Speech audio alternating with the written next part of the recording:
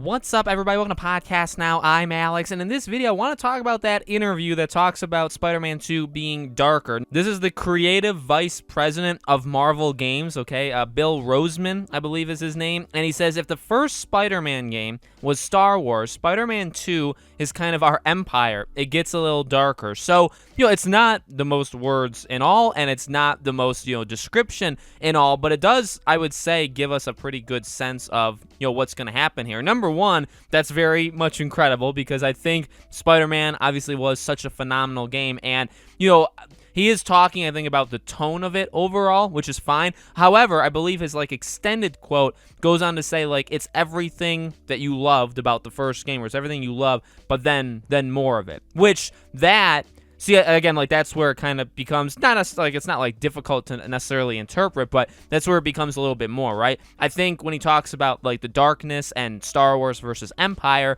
he's talking about the tone. Maybe if you want to read it very literally, in Empire, obviously, they lose all the time. That's the central theme of Empire Strikes Back, is the good guys are just constantly getting destroyed, which is still to this day, number one, I think that's what makes Empire Strikes Back the best Star Wars movie, and it's just a cool mechanic and a really strong mechanic to build characters, because it really helps the character arc, and you want to see characters, Hollywood doesn't know about this now, but you want to see characters go through adversity and challenge and loss. They need to lose before they're able to win, which I think is it's a concept that doesn't exist anymore, but in games it can.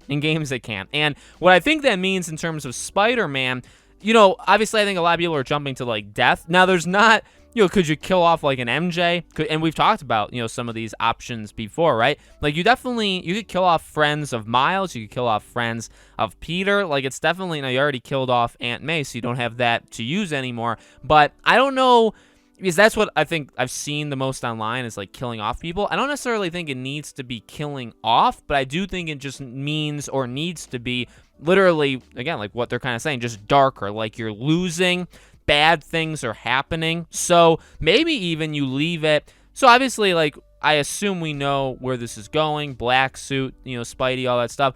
It could very much end with you not getting him back. You know what I mean? We've talked about, in fact, remember when Miles came out, I made all of these different videos of, what could happen. I talked about, maybe a Miles versus Peter fight, right, where you kind of knock some sense into him to get him to kind of break the, not break the curse, but, break out of it. You know what I mean?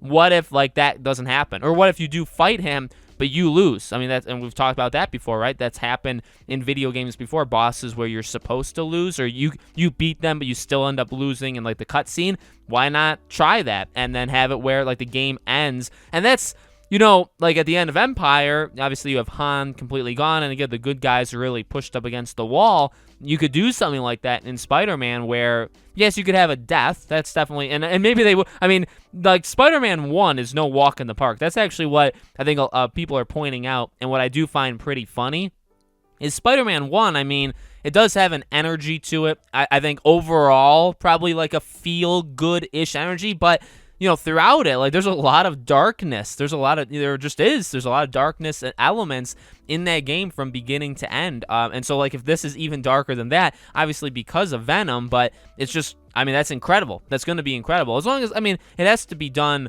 right. And I don't necessarily know, there's not a lot of games that we've had that are like an Empire, that's in a trilogy where you're just taking losses and just bad things and darkness is kind of happening throughout the entire game. It's very rare that a game does that. And so we'll have to see, if that's actually the plan, if they want to do that, because I don't know. I wonder how that plays off or how that comes off, because, when you're playing a game, do you want to feel defeated? But is there, clever ways of, maybe it's you're going to obviously beat up thugs. You're going to beat boss. There's going to be more than just one boss, right? There's going to be things to do. You're not going to literally be suffering every single interaction you're going to be losing. I actually think you can't do that because that would make people that are playing the game stop playing. I think just statistically that would probably happen. So you do have to be careful how it goes, but again, I guess that's taking it very literal. And then again, that second part, talking about like it's Star Wars, or it's everything you know, but it's more. So taking that aspect, right, that's also kind of what Empire, if you want to make that connection as well, that's also what Empire did, is really expanded the lore, expanded the universe, added more planets, added more characters, added more depth to Vader, added more depth to the heroes, like that's what Empire as well did. So is that also what they mean? I do think so. I think that's also exactly what they mean. It's just adding a little bit more, not necessarily like personality, because you already kind of have that, but just adding a little bit more in the background, probably more to like relationships between Peter, MJ, Miles, Peter, like things like that. I think that would make a lot of sense. Maybe even continuing on with like the Osborns with Peter, that kind of connection. I think that would make a lot of sense to kind of with Harry. I think to try to up what that relationship was. We got a pretty good sense in kind of a mysterious way, in kind of like a learning way in the first game, which actually was pretty clever and I liked quite a bit. But obviously now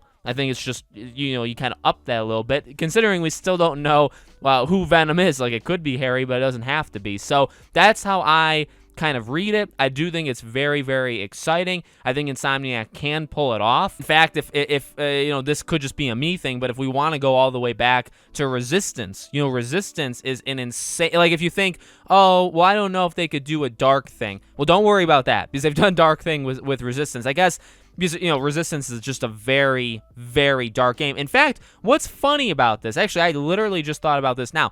Resistance is a trilogy, and maybe some people haven't played it, and I really hope you guys change that, because it's an incredible, one of my favorite franchises of all time. It's one of my favorite trilogies. But what's interesting about it is 2 is actually much like if Spider-Man 2 comes out and it's all the stuff that I just said, it would pretty much be Resistance 2. Resistance 2 is an incredibly, incredibly dark game with big kind of goals for what the heroes are doing, but a lot of failure. A lot of failure. And I won't spoil the ending of 2, but it is gigantic, and it is a major, major L for the good guys. Like, it's just, like, it actually doesn't get more of a loss for the good guys than the ending of Resistance 2. So what's almost funny is they've done this before. Now, Resistance is just generally dark throughout all 3 of them, right? Whereas Spider-Man is not. But it's just interesting that a series that is already dark, in that second game, it really is that low point. So they have actually done this before. So I would have zero worry